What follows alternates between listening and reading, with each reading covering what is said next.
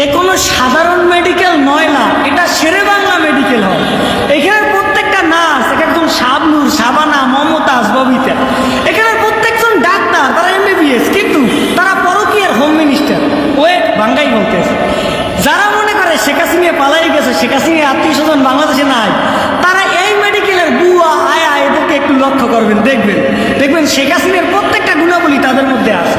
এবং এইখানের যে দালাল, তারা তার বাপের চেয়েও আপনার ভালো চায়। এই যে মেডিকেলের পিছনের যে রাস্তা, এই রাস্তাটা সুপার সিঙ্গাপুরের রাস্তা। এই রাস্তা থেকে কোনো 8 মাস 9 মাসের গর্ভবতী নারী যদি এখান থেকে যায়, তবে তার ওটির প্রয়োজন নাই, তবে ওখানেই তার ডেলিভারি হয়ে যাবে ওই গাড়িতে। রাস্তার অবস্থা এমন।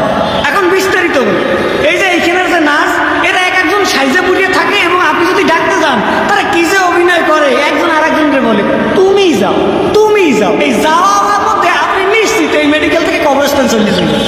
এইখানের যে ডাক্তার, তারা বলছিলেন পরকীয়ার হোম মিনিস্টার।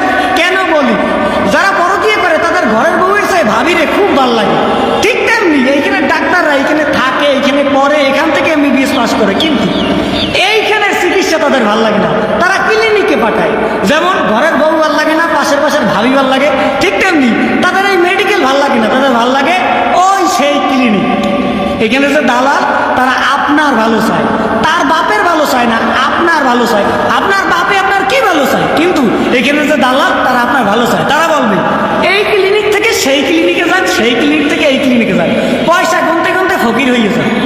আর এখানের যে বুড়ো যাদের কথা বললাম, তাদের যে কি ব্যবহার, বাবা গো বাবা, তা তো বললে বোঝানো যাবে না।